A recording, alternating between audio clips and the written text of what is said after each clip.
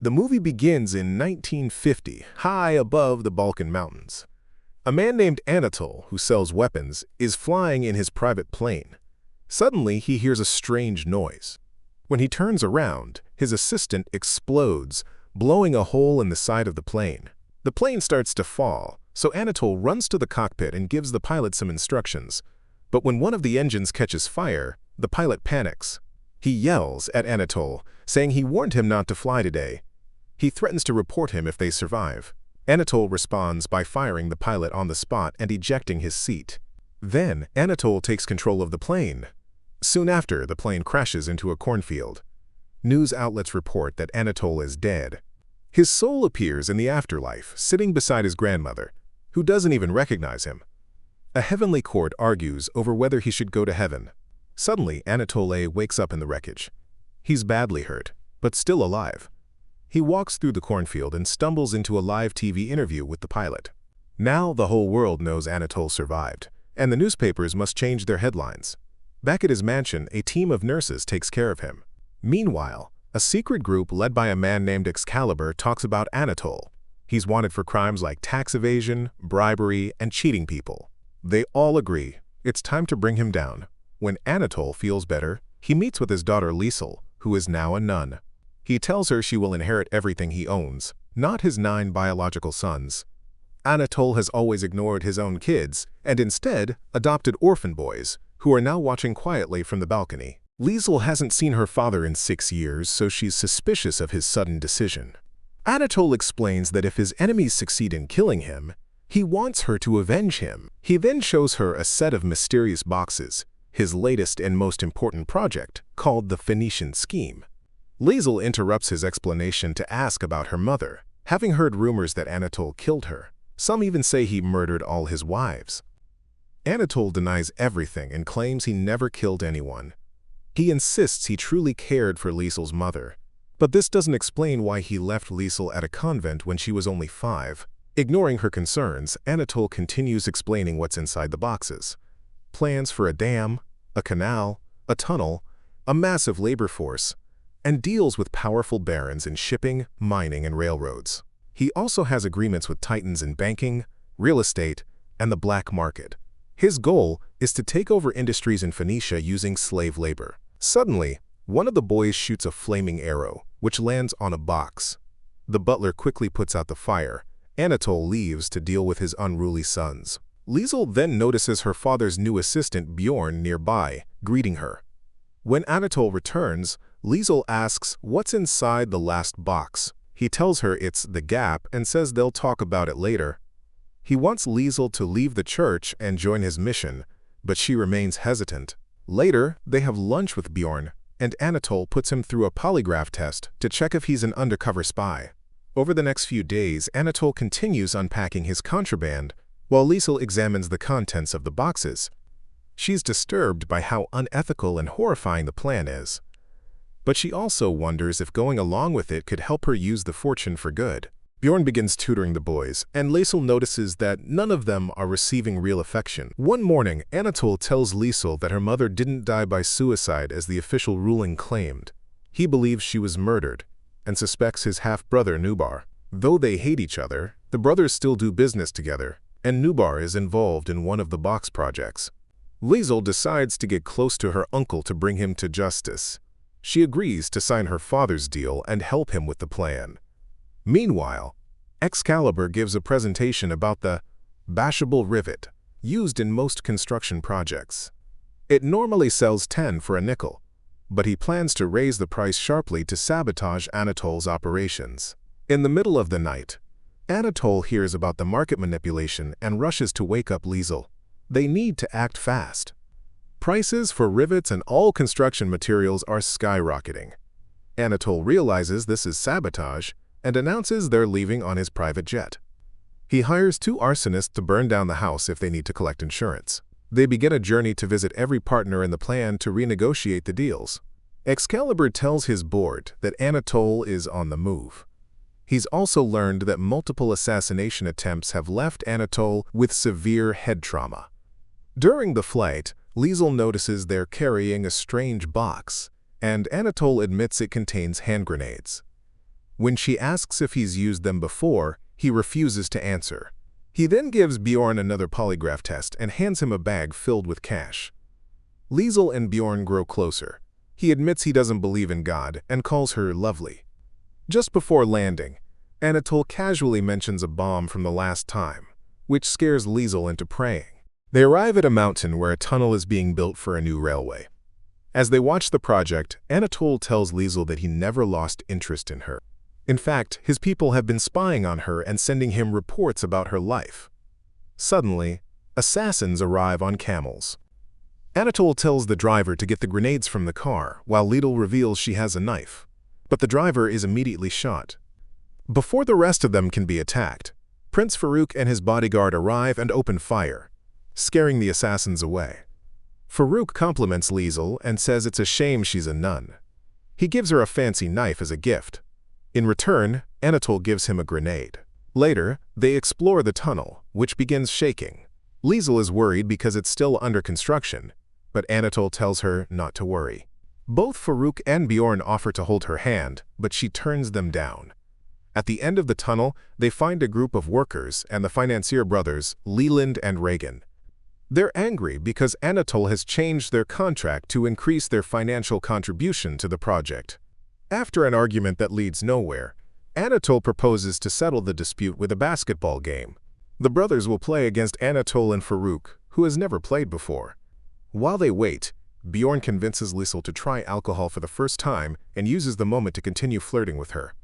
The brothers keep mocking Farouk with rude comments, which distract him and cause him to miss most of his shots. Anatole starts losing hope and calls Liesel over to tell her the story of her birth, explaining that he was the one who cut her umbilical cord. He regrets sending her to the convent, saying they brainwashed her into becoming religious, when his only goal was to keep her away from his sons. He also reveals she is named after his grandmother and was the only child he truly wanted to raise, but he wasn't able to. Then, Anatole challenges the brothers to one final shot. If Farouk makes it, they'll use the original contract, but the brothers will have to cover 10% of the gap. If he misses, Anatole will give them all the money he brought. The brothers accept the deal, and Liesel prays for Farouk, who, luckily, makes the shot. Later, Anatole has another vision of the afterlife, where he brings a deer carcass to his 3 wives. When he cuts the animal open, coins pour out. One of the wives then announces that Lear isn't his daughter. At that moment, Anatole wakes up on the plane and tells Lear she has his eyes. But when she looks at a picture of her uncle, she notices she has his eyes too. The phone rings. It's Bob, one of the project's business partners. Anatole lies and says the brothers agreed to cover the entire gap. Liesel scolds him for lying, but Anatole simply says he's doing a strategy. Suddenly, Bjorn finds a bomb that will explode in 18 minutes, but Anatole tells him to ignore it. They'll land in 10. That night, the group visits Bob's club. Anatole gives him a hand grenade as a gift, and Liesel drinks again. During dinner, Bob receives an anonymous letter trying to blackmail him into covering the rest of the gap. Bob recognizes Anatole's handwriting, and an argument begins. Anatole admits that the brothers and Farouk only agreed to cover a small portion of the gap. Their argument is interrupted when a guerrilla unit, led by Sergio, bursts into the club and opens fire to rob the guests. Bob confronts them, and they try to shoot him, but Anatole jumps in front of the bullet. Fortunately, papers in his coat slow the shot, and he survives. He tells Bob to remove the bullet and keep it. Impressed, Bob agrees to fund part of the gap. Sometime later, the group boards a ship to meet Captain Marty, another business partner. Marty knows about the gap and refuses to help, but Anatole claims he only came for a symbolic meeting and gives him a grenade. Suddenly, Anatole collapses from blood loss and has another vision of the afterlife. This time, a young Liesel speaks to the court about the night her mother died, and how her father told her she wouldn't live with them anymore. Anatole realizes he's on trial and wakes up to find a sailor performing a blood transfusion between him and Marty. Anatole starts telling Liesel new details about her mother. He says she had many lovers, including his brother Nubar, which made him angry. Anatole wrote a breakup letter to Nubar, pretending to be her, and claims she had fallen for the secretary. He believes this is what led Nubar to kill them both. When Liesel asks if Anatole loved her mother, he admits he didn't. He only cared for her. Liesel slaps him. Anatole apologizes, surprised when Liesel forgives him easily, saying she always expected the worst from him. Anatole then gives Marty a new proposal, but the captain throws it overboard. A heated argument follows, and Anatole pulls the pin from a grenade. The group laughs at the absurdity of the moment, and Marty ends up agreeing to help. Meanwhile, Excalibur receives another report on Anatole's movements, confirming there's a spy in his group. Later, Anatole meets with his second cousin, Hilda. He proposes to her but makes it clear that Liesel will remain his only heir. Hilda accepts the ring without giving an answer. She tells Liesel a story about how their grandfathers had a stupid argument that broke the family apart. Despite Anatole's begging, Hilda refuses to fund the gap. Liesel asks if she knows who killed her mother or if Nubar is her real father, but Hilda only knows the rumors. Back on the plane, Anatole opens a letter with an emergency directive. A parliamentary motion has been passed to stop him. He must be home with a notary by noon tomorrow, or face prison. As Anatole goes to speak with the pilot, Liesel hears Bjorn tapping his fingers and realizes it's Morse code. Before she can react, Anatole sets off the emergency alarm. The pilot has been poisoned. Anatole takes control of the plane, ejects the pilot, and soon a fighter jet appears and opens fire. The plane is hit and crashes in a forest. Everyone survives, but Bjorn's bag breaks open, revealing fake passports that expose him as Excalibur's spy. Bjorn drops his awkward persona and reveals himself as a trained agent. He says he never cared about Anatole and was just following orders. Anatole tries to attack him, but Bjorn easily overpowers him. Ashamed, Anatole walks away. Bjorn says he's willing to switch sides. He's fallen for Liesel. Suddenly, Anatole screams. They find him stuck in quicksand. He begs them not to help him, wanting to save himself, but Bjorn volunteers anyway. Anatole passes out and has another vision of the afterlife, this time asking God to be okay with slavery.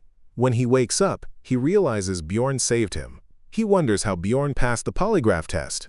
Bjorn explains that tricking it is easy. He was trained to do it. The trio spends the night in the wrecked plane, bonding over stories of their difficult childhoods. Liesel announces that she doesn't want to work with her father anymore and wants to return to the church. Suddenly, someone knocks on the door. It's Sergio and his team. They take the trio back home in their plane. When they arrive, the Mother Superior is waiting. She tells Liesel she was never meant for religious life and dismisses her from the convent. Anatole thanks her with a donation for church repairs.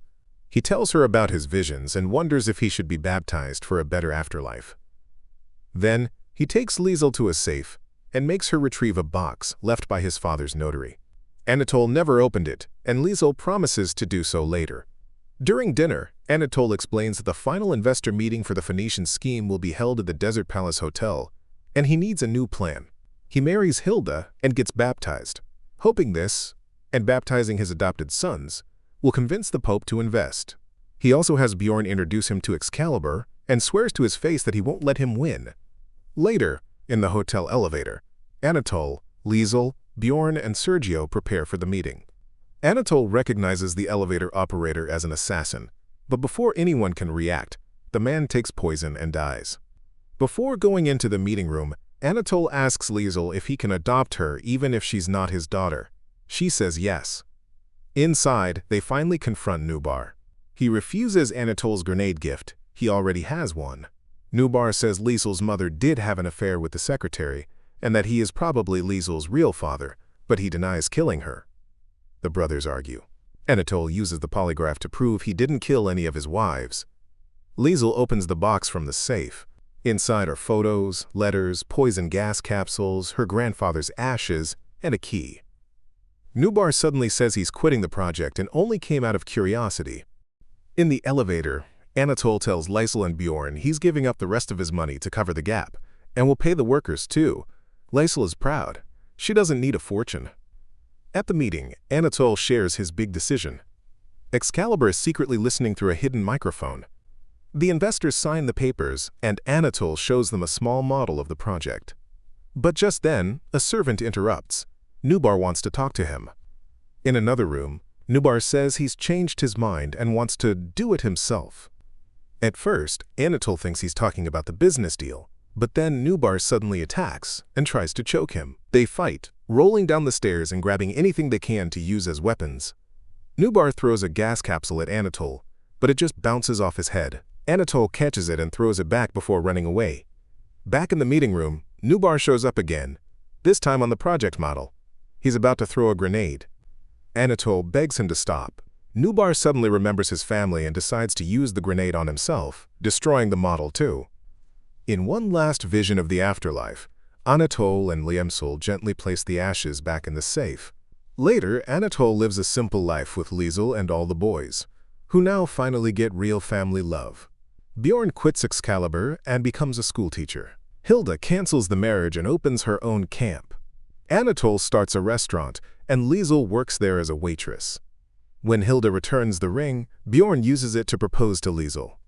After a long day, Anatole and Liesel enjoy a quiet evening playing cards.